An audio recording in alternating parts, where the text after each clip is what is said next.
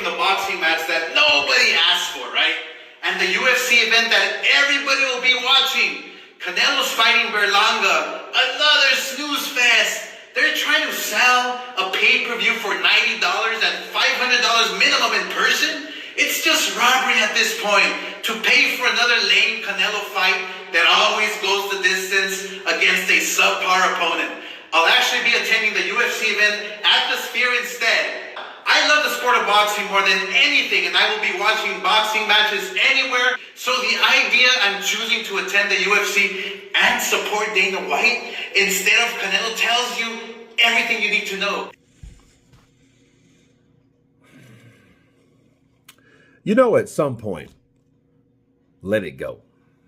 You have to ask yourself, when and how long will this hatred, this animosity, this childish, backstabbing, betrayal shit will end?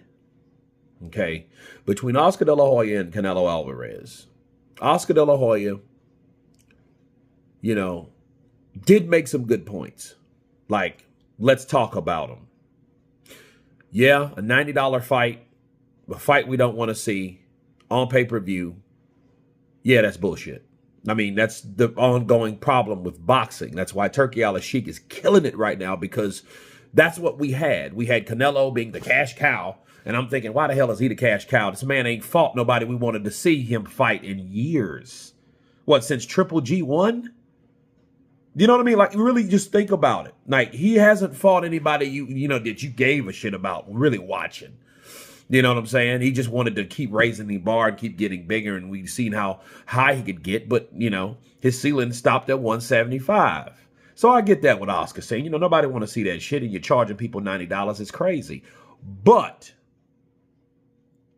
for him to turn around and say, oh, well, I love boxing more than anything. I love boxing more than anything, but I'm going to the UFC fight. That should tell you everything you want to know about Oscar De La Hoya. That means your hatred is so deep for a fighter that you used to promote that you will backstab and betray boxing to go see a UFC and then let people know that shit. That's sad. That means your hatred is above your dedication, okay, in respect for boxing. You know what I mean? As bad as boxing is in the USA, you being a boxing promoter on the Zone platform saying that I'm not going to support the Zone platform. That's sad.